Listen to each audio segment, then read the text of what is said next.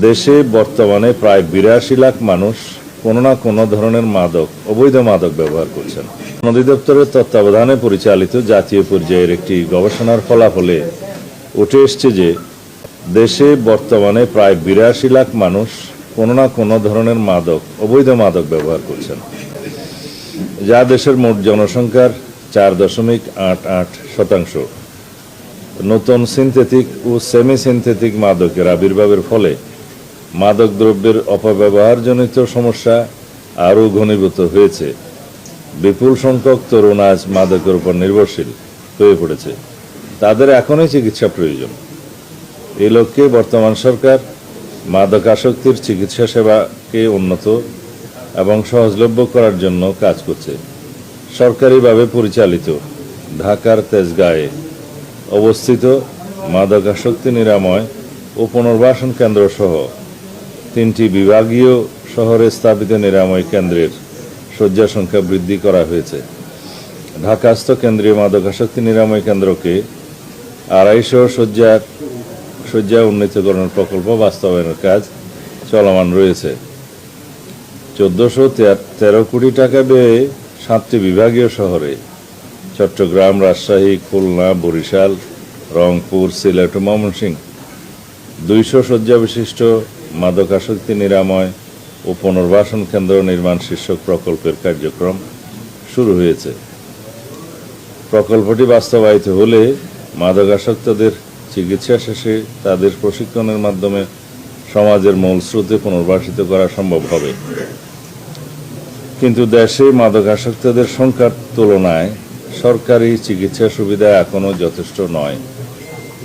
তাই সরকারিভাবে মাদকাসক্তদের চিকিৎসা প্রদানের পাশাপাশি বেসরকারি উদ্যোগকে উৎসাহিত করার জন্য সরকার নানামুখী কার্যক্রম গ্রহণ করেছে।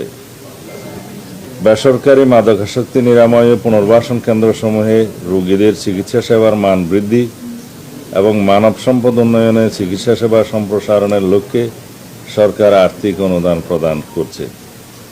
চলতি 2025-2026 অর্থবছরে দেশব্যাপী লাইসেন্সপ্রাপ্ত 403টি বেসরকারি মাদকাসক্তি নিরাময় ও পুনর্বাসন কেন্দ্রসমূহের মধ্যে 73টি বেসরকারি নিরাময় কেন্দ্রকে 1,10 লক্ষ টাকা অনুদান প্রদান করা হচ্ছে আজকে। এর ফলে মাদকাসক্তি নিরাময় কেন্দ্রগুলোর চিকিৎসা সেবা আরও উন্নত হবে বলে আমি আশা করছি। পাশাপাশি বেসরকারি মাদকাসক্তি নিরাময় ও পুনর্বাসন কেন্দ্রগুলোকে অনুরোধ করছি যেন কেন্দ্রগুলো অবশ্যই সংশ্লিষ্ট বিধিমালা ও জাতীয় গাইডলাইন অনুযায়ী পরিচালিত হয়। এই অনুষ্ঠানের আয়োজন করার জন্য মাদকদ্রব্য নিয়ন্ত্রণ অধিদপ্তরকে অশেষ ধন্যবাদ জানাচ্ছি। আগামীকালকে 26 জুন মাদকদ্রব্যের অপব্যবহার ও অবৈধ পাচার বিরোধী আন্তর্জাতিক দিবস। এই উপলক্ষে আমরা প্রেস ব্রিফিং করব এবং আমাদের অনুষ্ঠানাদি ওসমানী স্মৃতি মিলনায়তনে অনুষ্ঠিত হবে। সেই সূচি আপনাদেরকে পৌঁছে দেওয়া হবে। আমি তাও সংক্ষিপ্তভাবে বলি, 8টার সময় মাদক বিরোধী র্যালি। এটা কোথেকে হবে?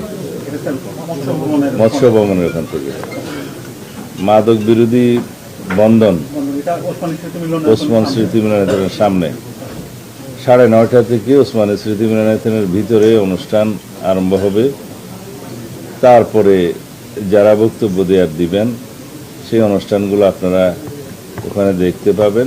সেখানে ডকুমেন্টারি প্রদর্শন করা হবে, থিম সং হবে, তারপরে মাদক আসক্তি থেকে মুক্ত ব্যক্তির বক্তব্য হবে, তারপরে সোভেনিয়ার অ্যানুয়াল ড্রাগ রিপোর্ট ইত্যাদি মোড়ক উন্মোচন হবে এবং বিভিন্ন প্রতিযোগিতায় বিজয়ীদের মধ্যে সনদপত্র প্রদান এবং আলোকচিত্র গ্রহণ হবে। যেহেতু কালকে শুক্রবার জুম্মাবার, সেজন্য অনুষ্ঠান 11:50 মধ্যে সমাপ্ত করার আমরা সময় নির্ধারণ করেছি। আগামীকালকে আপনাদের সাথে আশা করি ইনশাআল্লাহ দেখা হবে। এখন জাতীয় সংসদ আজকে 11টা থেকে শুরু, তো 30শে জুন পর্যন্ত এইভাবেই চলবে। তো তো সেই জন্য আজকে আপনাদের সাথে আর দীর্ঘ আলাপ করতে পারবো না, যদি কোনো বক্তব্য থাকে।